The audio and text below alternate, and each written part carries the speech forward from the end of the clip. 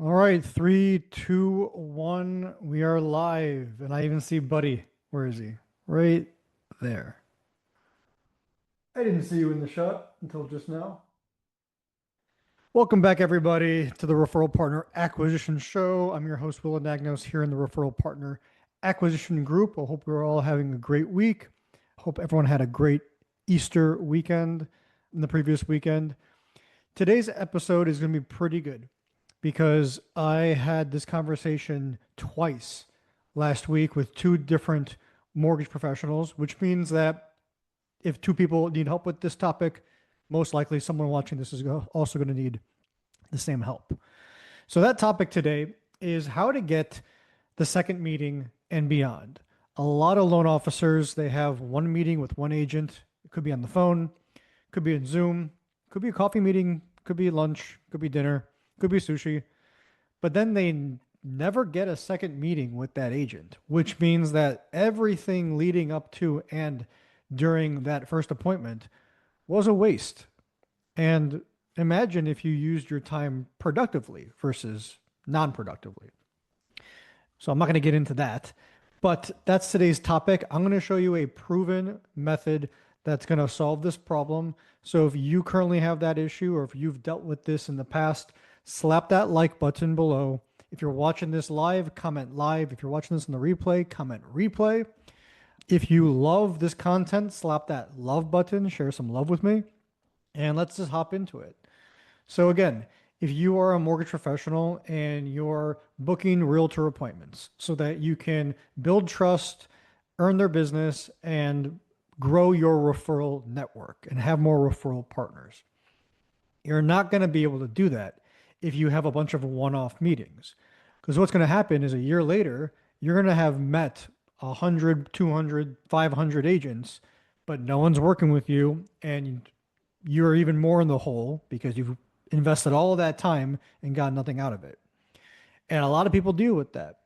And it's no one's fault. You guys are just not taught this at your brokerage or at your company for whatever reason. So I'm going to do that for you for free today.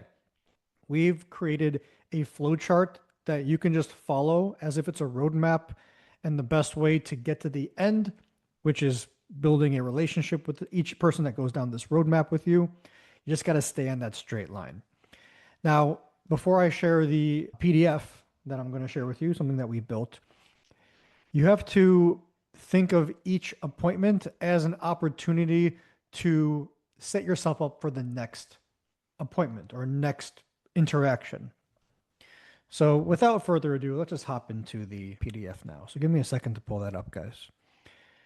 And I'd love to hear in the comments below if you personally have scheduled a meeting with a realtor, you took them out for coffee, you hopped on a Zoom call, you scheduled a formal one-on-one phone call with them. The call went great, maybe it went 20 plus minutes long.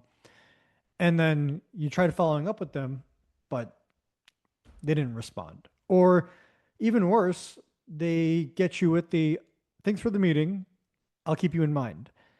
And now you're in a position where you have 100 realtors in an Excel list that you've met, but you feel like none of them really want to do any business with you.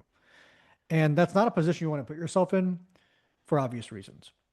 You want to be on a trajectory that gets you closer to your goal. And that's exactly what this lesson today and this episode is about. And by the way, if you are new to the Referral Partner Acquisition Group, welcome. If you are an existing member and you've been watching these videos every Wednesday, as you know, I'm here every Wednesday at 12 noon Eastern, providing you free value, something that you can use, walk away with, and then leverage to solve a problem that you may have in your mortgage business. So today we're going to be solving the problem. And the problem is I can't get past the first realtor meeting. Every time I have a first real-time realtor meeting, the call goes great, but then I don't earn business from them.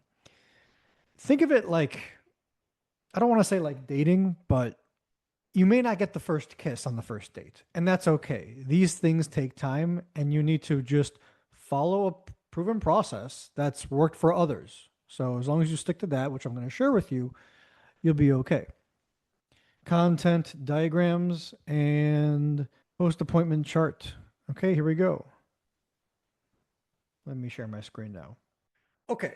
So starting at the far left, first, when you schedule an appointment, let's pretend you're doing this on social media.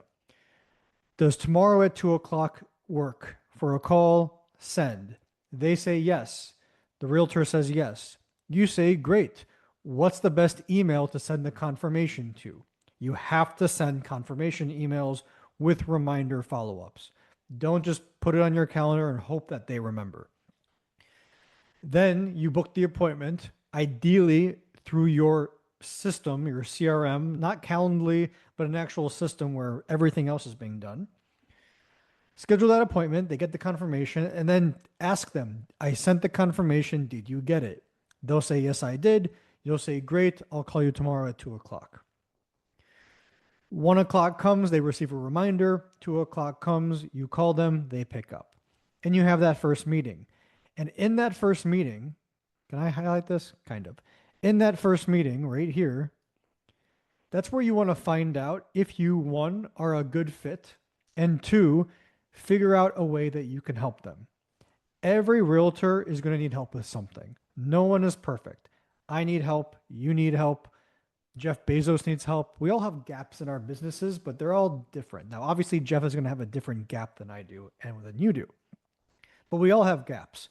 So someone saying to you, I don't need help, that's not going to happen. Otherwise, they would have never scheduled a phone call with you in the first place, unless they're a crazy person, which that sometimes can happen.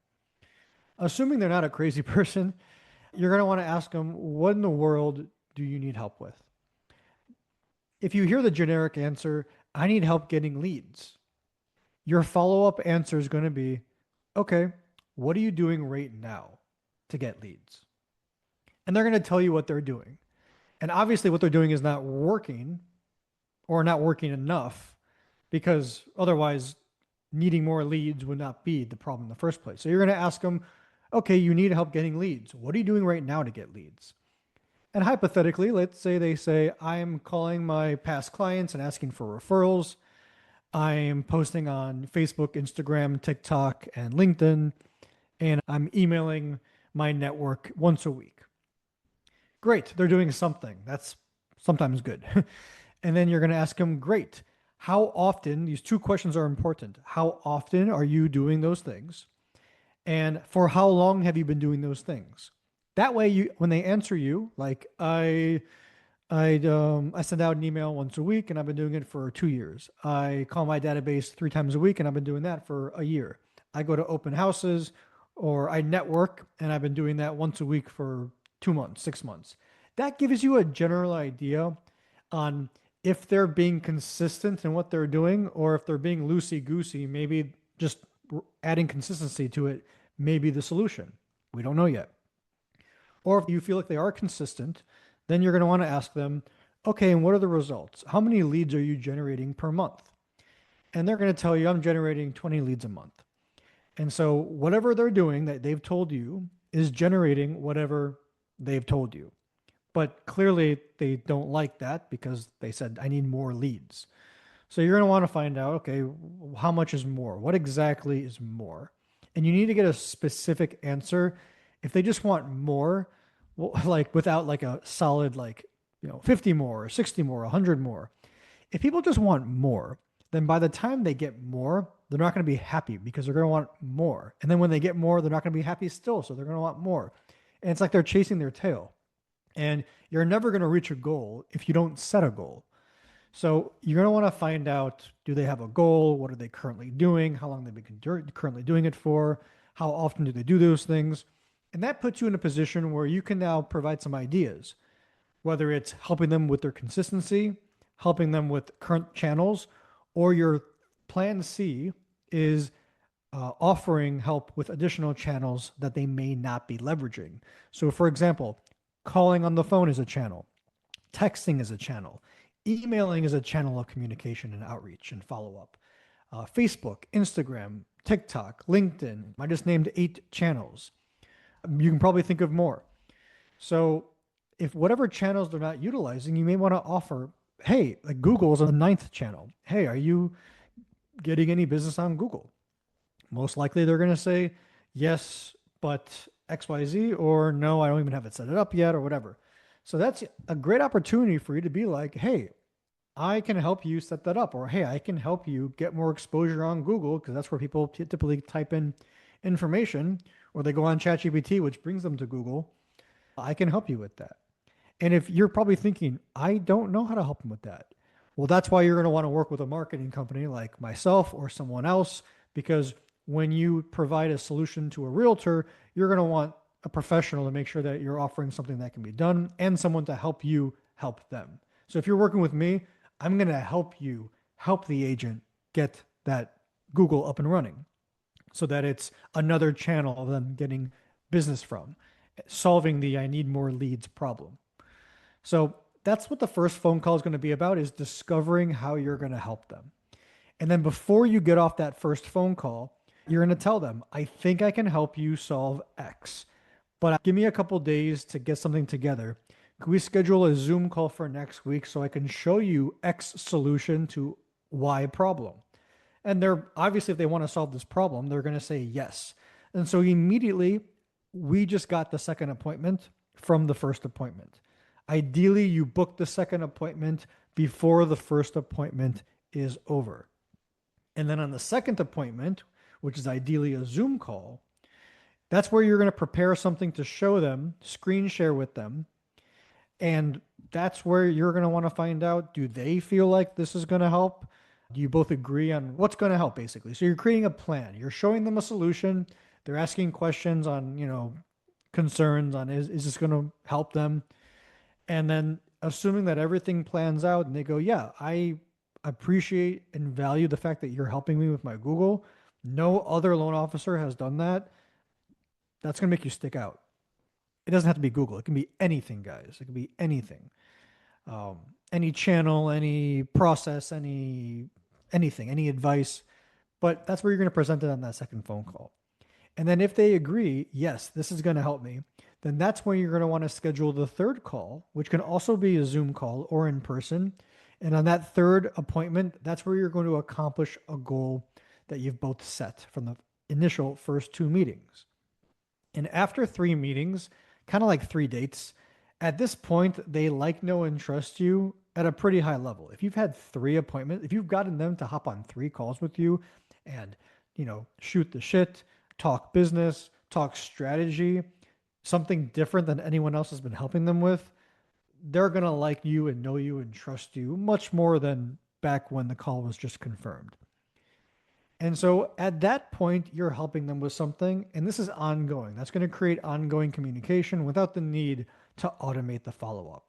But you are going to get busy and you are going to want to put a lot of individuals down this roadmap. You're not going to want to put just one realtor down this roadmap. You're going to want to put hundreds of them. Maybe not hundreds, but depending on how big your goal is, it is possible to reach plus 100 plus. I have plenty of clients that do that, and they're doing really well. So the larger the network, the larger the opportunities. Next, you can kind of autopilot your follow-up from here. You've helped them with something they like, know, and trust you. At that point, just stay top of mind. They may like, know, and trust you and genuinely not have something to send you yet. But when they do, as long as you stay top of mind every week with top of mind awareness strategies such as Monday newsletters, Friday text before the weekends, just casual, that's going to put you in a position to earn referrals when they have one for you. And then after that, if you want to go the extra mile with the agents that you really enjoy hanging out with, provide ongoing value, help them with a second channel, help them with the flyers that they need, the marketing that they need. And eventually, guys, if you do this, and anyone who's been in the business for a long time will agree with this, as long as you do these things, you will eventually earn referrals. It is impossible to help someone with their business, them like, know, and trust you, stay top of mind every week, provide value. You put 100, 200 plus people in here over the next 6, 12 months or so. There's no way after 12 months that you're not getting any business from it. There's no way. Unless you didn't do these things. If you've done these things, there's no way. And I confidently say that because for 7 years, I've seen this work. So Let me check the comments if we have any questions down below, as I am curious if you guys have any questions for me live. I'm here with you live. This is not pre-recorded. I'm not AI. I'm not a robot. I'm here helping you with things that apparently you guys need help with completely for free. So ask your questions. You can even ask them after this live is over. I'm here to help you. This is what this group is for, supporting you guys with this big common problem that you all share, which is getting your referral network big enough where you can rely on it for business, even in down markets. If you have a referral network large enough that in a bear market, you're doing fine, that's the situation you want to be in. And I've met plenty of people who have built their businesses over the last 30 years where even if the market were to crash, their network is so big and they know they can get in front of so many people who will eventually buy a home. Like no matter how the market is, people have to move and buy homes and get into homes and XYZ. So the larger your network is, the more opportunities you're setting yourself up to be in. So I hope you guys found today's episode valuable. If you did find this valuable, please slap that love button or that like button down below. Comment any questions you have, anything you want me to go over next week. I'm happy to do so. Just drop it in the comments. I hope you guys found this valuable. Thanks for tuning in. I'll see you guys on the next episode of the Referral Partner Acquisition Show. See you then.